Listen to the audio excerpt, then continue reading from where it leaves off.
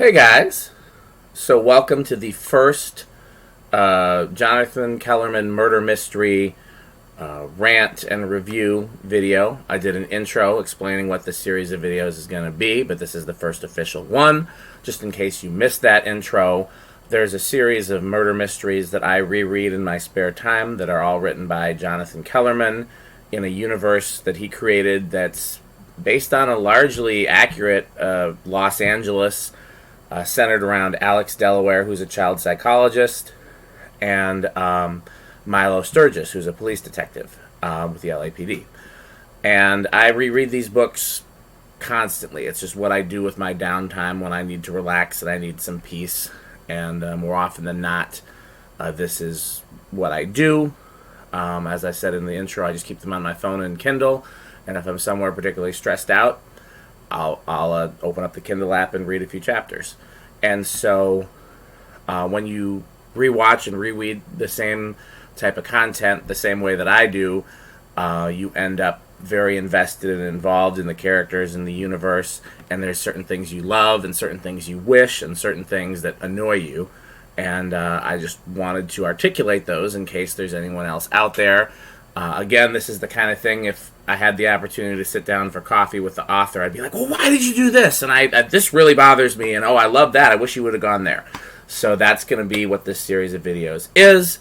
And if there's enough interest, I'll keep doing them. I don't know how many people reread these books as frequently as I do. This is pretty much the only series that I reread like that. I occasionally do the same thing with Terry Pratchett's Discworld novels. And as I said in the intro, my wife and I tend to rewatch shows like Parks and Rec and The Office and Arrested Development. I rewatch The West Wing. Just things that, bring you peace. So, this is the first book in the series. It's called When the Bough Breaks. I'm going to try to recap it from memory because, again, these aren't meant to be reviews. There's spoilers ahead. This is not meant for people who haven't read them before. But just in case you're watching this because you like my channel and you don't know anything about these books.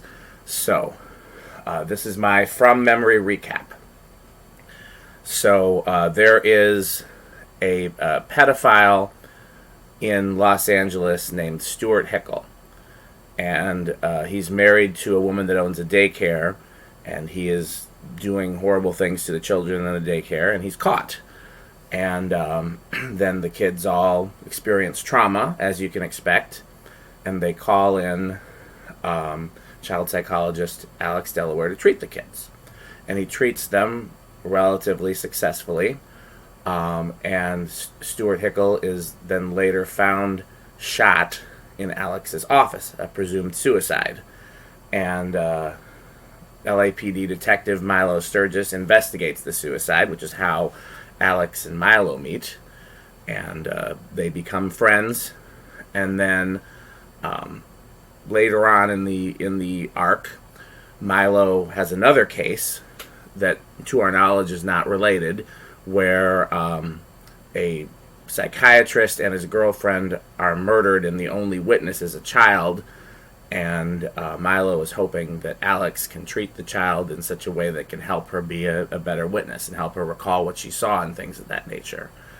And as that's how it starts, and then as things progress, he's not successfully able to work with the child, but they learn other things, and they learn that ultimately it's connected to what happened with Stuart Hickle. And I don't want to give away too much, but that's the gist of it. And I'll probably end up giving away more as I go through my notes, but that's essentially the premise. And ultimately, at the end of the book, they find out that there is, greater evil behind everything that happened to us thus far, and that it's connected. So, here are my notes. Again, these are designed for people that have read the books, really, because I sometimes compare it to future books, and just things I would, that I liked or didn't like. So, there's an ancillary character named Gershman that they only really have one scene with, and I liked him. And I think it would have been cool if he would have popped up somewhere else in the book, or even somewhere else in the universe, in the series.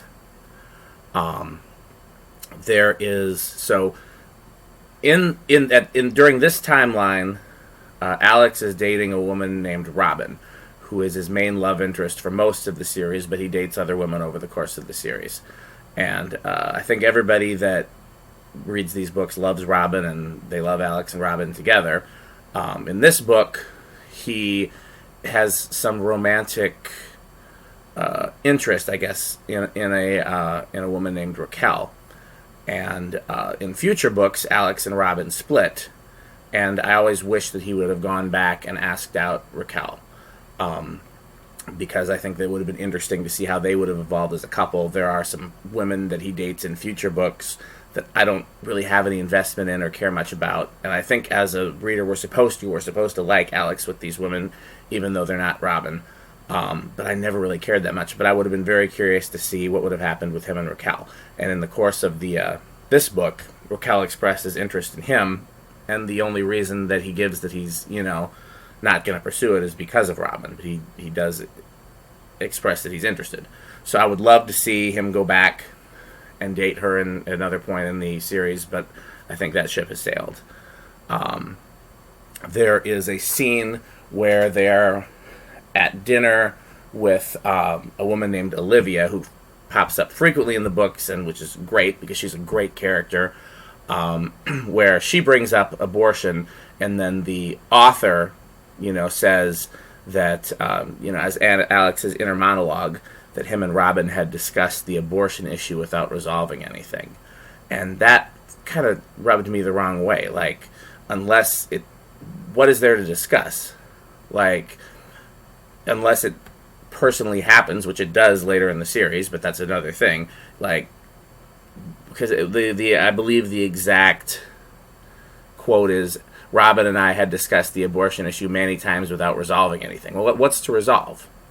I kind of get the impression that it's meant as like a slight allusion to political points of view, but I am somebody who believes that men shouldn't be deciding what women should do with their bodies, so I feel like it's Robin's thing. Alex can, deal with it or not, but it's, So anyhow, that always stood out to me as something.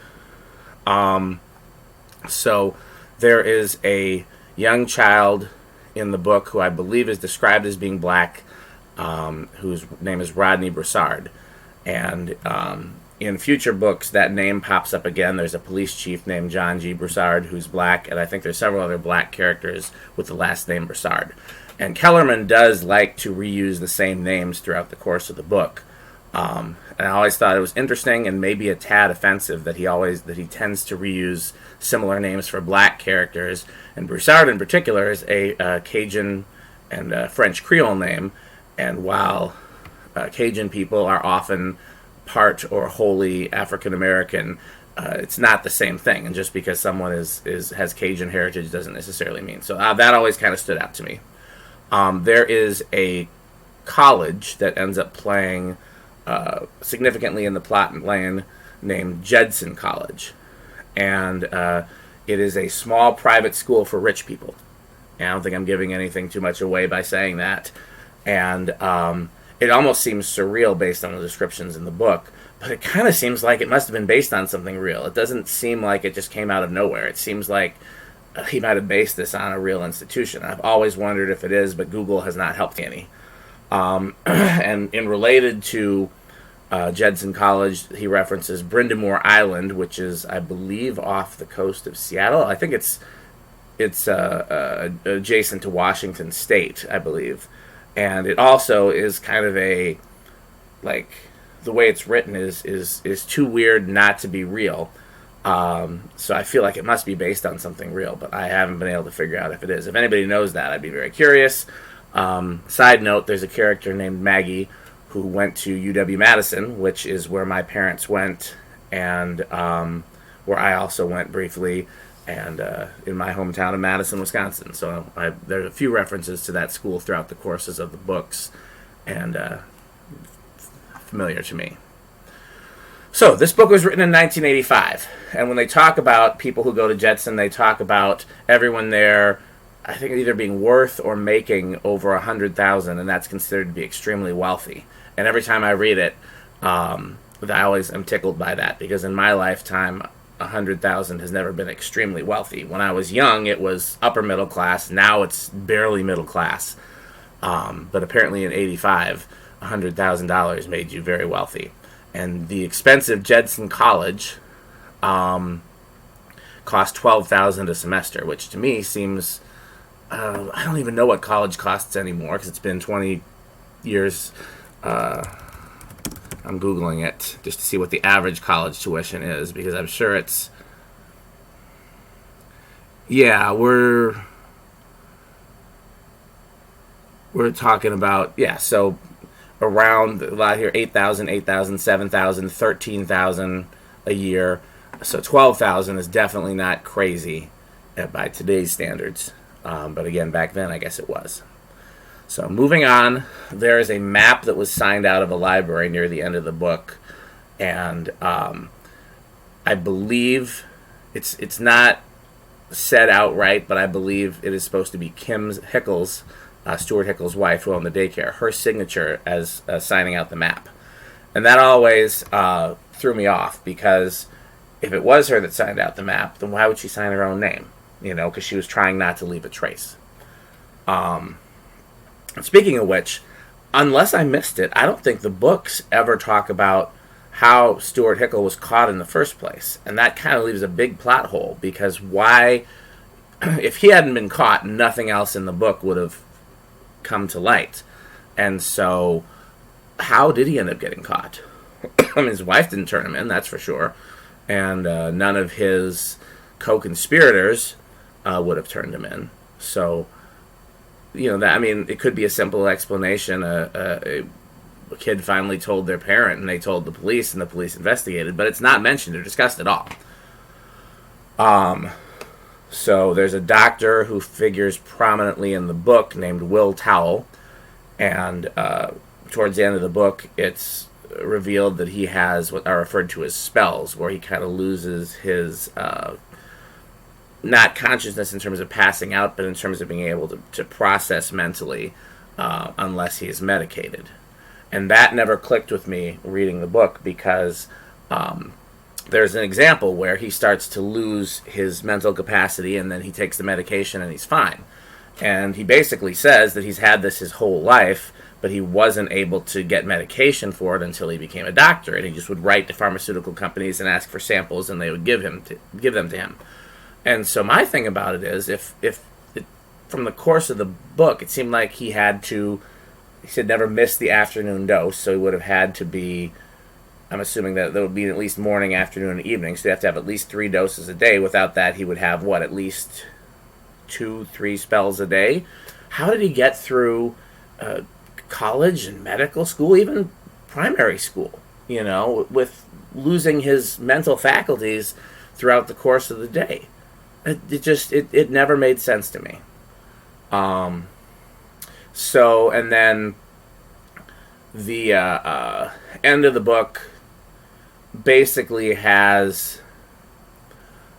a crutch that Kellerman uses a lot, and I tend to sometimes skip over some pages when it gets to this point, where oftentimes at the end of the book, because his plots are very complex and his characters are very complex, and there's a lot of loose ends, and he'll have 1 or 2 characters tie up all the loose ends in a monologue or a diary or a police interrogation, or there's something where there's one discussion that ties up all the loose ends, and it always seems way too cute. And sometimes it'll be written in a different font, and that usually means a diary or a interrogation or something, written or official or documented. I tend to just skip over anything in a different font, because I don't even want to know. I want to, I want to see what happens. I don't want to be told what happens. I'm big on show not tell when it comes to fiction and nonfiction, for that matter. But in this case, a lot of it ends up being monologued by the villains at the end. And it's not as bad as some of the other books, but it's definitely, I feel like he got better with that. Kellerman, I'm talking about Kellerman in terms of the writing. He got better with that, and then worse kind of as the books went. And this one is not one of the best. It's not one of the worst, but there's definitely a lot of loose ends that are tied up just by the bad guys or the villains discussing them and saying things out loud that people might otherwise say to themselves. You know, I love the line in The Incredibles where Incrediboy's like, "You got me monologuing again." Like, just making fun of the fact that that's oftentimes in these works of fiction that have villains, that's oftentimes how loose ends are wrapped up, is the bad guy just has to give a speech, you know, instead of just killing the person that's the threat to them. They have to talk about everything first, and then that gives the heroes time to rush in, and it's just, so there's definitely a lot of that happens in these books. So those are my notes from When the Bough Breaks. Overall, it is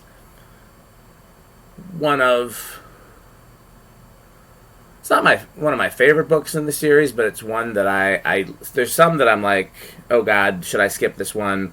Some that I really look forward to reading, and then some that are like, okay, that's a solidly good example of this book and this universe and Kellerman's work. And this falls into that last category.